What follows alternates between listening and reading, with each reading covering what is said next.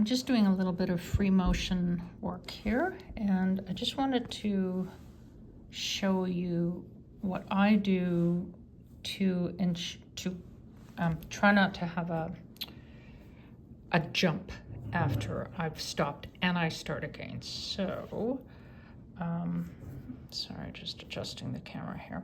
What I tend to do is I kind of have a checklist in my brain, and my checklist as I'm about to start says I'm going to allow the needle to pop up and down at least twice before I make any movement. I'm just holding everything really steady, because if I don't do that, I'm probably going to get a jump.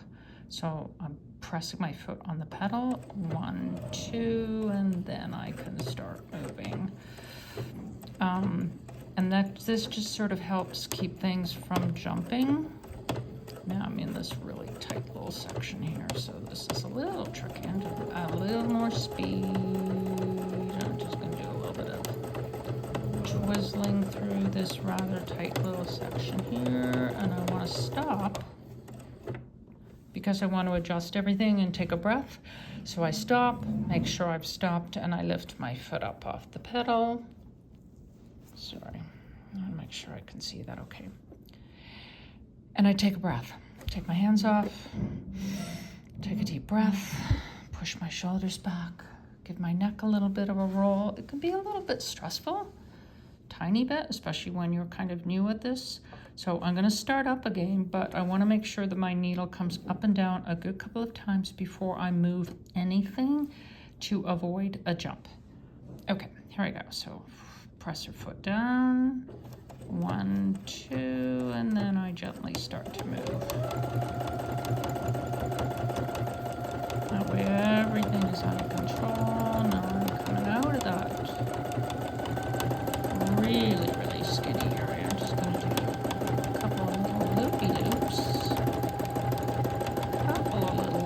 loops. And I think I want to stop again, just so I can adjust everything. Lift my presser foot up, turn this a little bit, because now I'm getting into this other area here at the top of the heart. And I'm going to go back to some just doodling, or there's another word for that. I can't remember what it is. Okay, here I go. So foot down, I don't move anything. 1, 2, and then I can do a little bit of a move. And even there you can see like there's a tiny bit of a little jump. You just gotta take it slowly, go easy, always practice before you start again. Take a breath. It's okay. Breathe.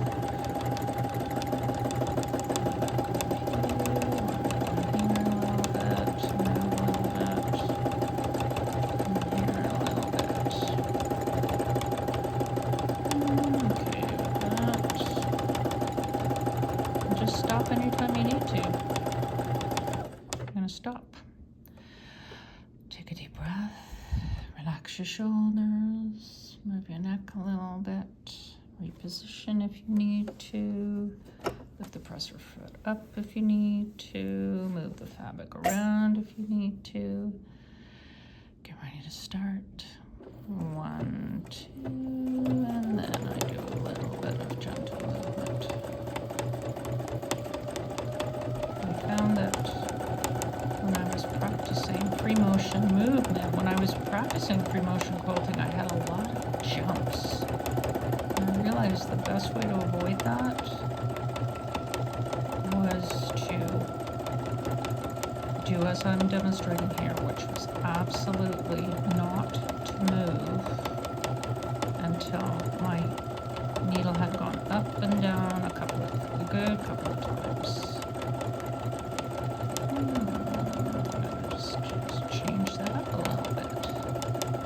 Once the hang of it, it's actually quite lovely to do. I'm going to stop again. And I realize I've not demonstrated. You can't see what I'm doing here. And change that up. Oh no, it actually needs to come this way. Okay, here we go.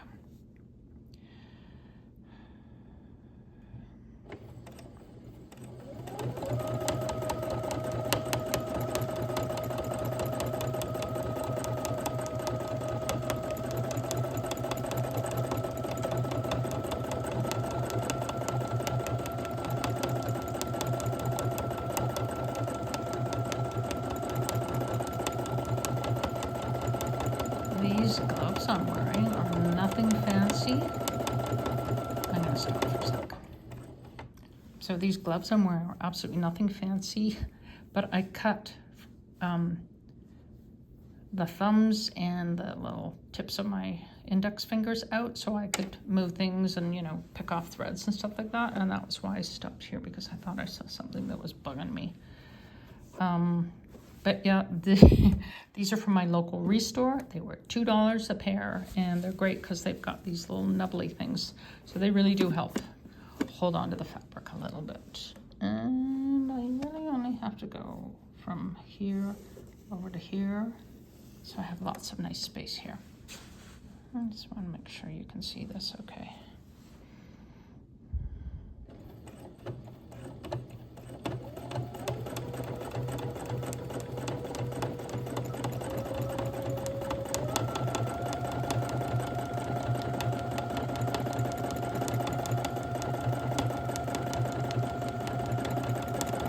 Takes some practice as well, getting the pace as consistent as possible, and sort of always checking in to make sure I'm not speeding up, not slowing down, and just trying to keep things pretty consistent.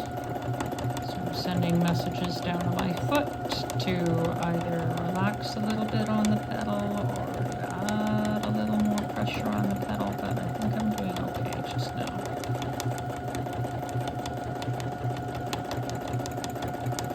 Stippling, this is called. I just remembered it's called stippling. I'm gonna stop a sec. There's a little thread in there that's bugging me. Okay.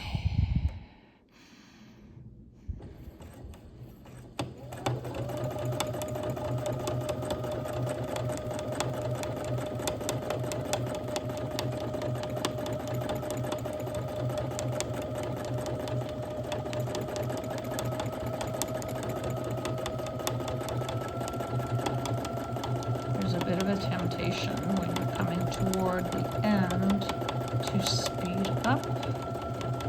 And that's a good idea, just to sort of resist that temptation.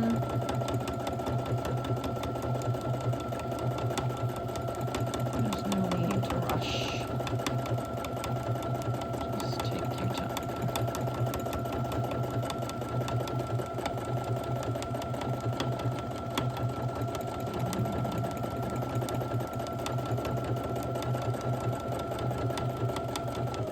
Stop a sec because I just sort of want to see what my startup looked like here and how I'm going to join these two areas together, where I started here and where I'm about to end, and it's almost done. I think all I'm going to do is just bring this last loop down, and I'm probably going to do a little, I need to do something else here. Not that thread up out of the way.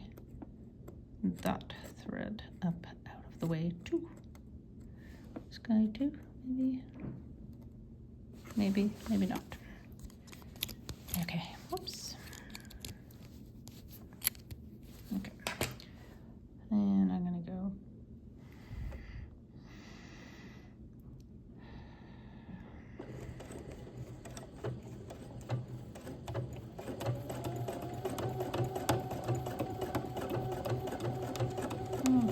join that little twirly whirly toward the end there. There we go. Done. Okay, I'm gonna lift that up, take this out.